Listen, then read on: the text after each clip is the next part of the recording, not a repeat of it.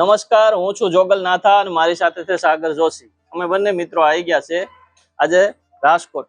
હું તમને એક જ્યોતિષની દ્રષ્ટિએ ચોમાસું કેવું રહેશે, આવનારું વર્ષ કેવું રહેશે એના માટે ધ્રુપદસિંહ ઝાલા કરીને એક આધેડ છે, આમ તો વયસ્ત છે, એમને મળાવીશ. એમનું શું કહેવાનું છે, આખું વર્ષ કેવું રહેશે, આ જે નેક્સ્ટ આ ચાલી રહ્યું વર્ષ છે એમ વરસાદ કેટલો રહેશે એમનું હું એનું અનુમાન પૂછીશ. તમને શું લાગે છે બાપુ, કેવું વર્ષ સારું રહેશે? ગયા વર્ષે મીન રાશિમાં નેપચ્યુન અને શનિની યુતિ છે. નેપચ્યુન એટલે વરુણ ગ્રહ. એ વરુણ ગ્રહ ના હિસાબે આ ગયા વર્ષે આખું વર્ષ દર મહિને વરસાદ આવ્યો, એક મહિનો બાકી નથી. આ વર્ષે તે મીન રાશિમાં શનિ નેપચ્યુન ભેગા છે એટલે આખું વર્ષ વરસાદ આવશે, દર મહિને વરસાદ છે. અચ્છા, તો ચોમાસાની સિઝન ના 4 મહિના છે, 4 મહિના ને વચ્ચે કઈક ઓગસ્ટ ને સપ્ટેમ્બર માં વચ્ચે એકાદ મહિનામાં થોડોક ઓછો વરસાદ છે. ઓકે, એકંદરે ગુજરાતમાં કેટલા ઇંચ વરસાદ? 40 ઇંચ. 40 ઇંચ વરસાદ. વાવણી લાયક વરસાદ ક્યારે થશે?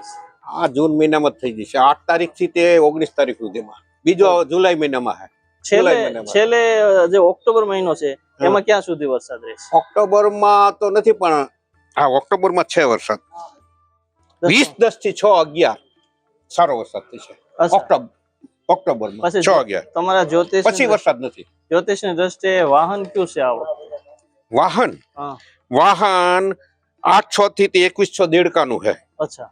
પછી હાથીનું છે, 3-6 થી 16-6 હાથીનું છે. પછી પાછું 13-9 થી 26-9 દેડકો છે. પછી પાછો 10-10 થી 23-10 હાથી છે. પછી પાછો 24-10 થી 6-11 દેડકો છે. દેડકો, ભેંસ અને હાથીમાં 100% વરસાદ થાય છે. આ ક્લાઇમેટ કે છે એવું કે વરસાદમાં થોડીક ઘટ રહેશે, બરાબર? તો જ્યોતિષ શું કહે છે? ના, ઘટ રહેવા નથી. વચ્ચે કદાચ એક જેઠુડી બીજની થોડીક બીક છે. પોલ છો એ જેઠુડી બીજ છે. ઈ મારી ગણતરીએ તે દિવસે વરસાદ, વીજળી અને જો ગાજે તો જે જગ્યાએ ગાયજી છે ત્યાંથી 100 ગાવ એટલે 200 કિલોમીટરમાં વરસાદ ઓછો થાય 72 દિવસ સુધી, બરાબર? એટલા એરિયામાં. બાકી બીજે બધે વરસાદ 100% થશે.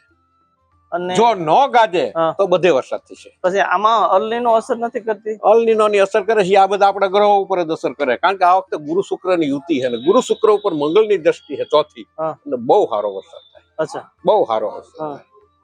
એટલે 2 ઓનર જ કાઢી છે મેં, 2 અને ત્રીજો અતિ ભારે વરસાદ છે. ત્રણેય આપ્યું છે મેં. તમે આમ એક ભણેલા શું છો? અભ્યાસ? BCom 1973 BCom. તો મૂળભૂત તો રાજપૂત છો, તો પછી જ્યોતિષ નો કઈ રીતે છે? પૂર્વ જન્મના કર્મ કઈક બાકી છે આ જન્મમાં પૂરા કરો. તો આના માટે શું તમે શીખા કઈ શું કર્યું? કોઈની પાસે શીખવા નથી ગયો. તો બસ આવી રીતે બેહતા હતા ગ્રુપમાં, એની પાસે શીખતો ગયો. પછી પંચાંગ નો અભ્યાસ કર્યો. પંચાંગ રોજ જોવો તમે, શીખવું હોય. બરાબર. ચંદ્ર શુક્ર છે, ક્યાં શું થાય છે, છાપામાં જોઈને બધા કેવા બનાવો બને છે એની હારે હરખાવો, જ્યોતિષ શીખી દો. આ વૈશ્વિક કેવું રહેશે? વૈશ્વિકમાં મેં 25/6/26 થી 31/8/26 સુધી યુદ્ધ કાઢ્યું, મહાયુદ્ધ. 2 મહિના યુદ્ધ હાલશે. બરાબર. ક્યાં હાલશે એ મને ખબર નથી, પણ મારી ગણતરી હિમાલય અને કાં તો ચીન અને તાઇવાન વચ્ચે થવાની છે.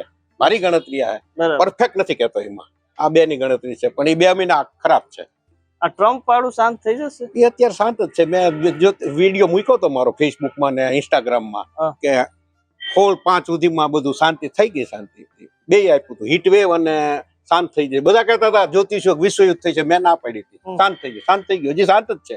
એ બધા કકળાટ થાય છે પણ યુદ્ધ ક્યાંય નથી. અચ્છા, આ હીટ વેવ નું શું કેવું છે તમારું? હીટ વેવ માં શું છે, મેષ નો સૂર્ય ધારે થાય ને, મેષ રાશિ નો માલિક મંગળ છે. મંગળ ગરમ છે, સૂર્ય ગરમ છે, બેયનું સંયોજન થાય ત્યારે ગરમી બહુ પડે. અત્યારે જે વધારે હીટ વેવ છે એનું કારણ હર્ષલ છે. અચ્છા, હર્ષલ પણ ગરમ ગ્રહ છે. હર્ષલ ને સૂર્યની યુતિ છે. જ્યાં લગી આવતી 15 સુધી સૂર્ય અને હર્ષલ ની યુતિ રહેશે ત્યાં સુધી ગરમી ખૂબ પડશે, પછી ધીમી પડી જશે. બરાબર. વાવાઝોડા આવશે? કોઈ વાવાઝોડા આવે એવું છે. વાવાઝોડા 2 કાઢ્યા છે મેં. એક વાવાઝોડું 6/26 થી 8/26 2 દિવસ.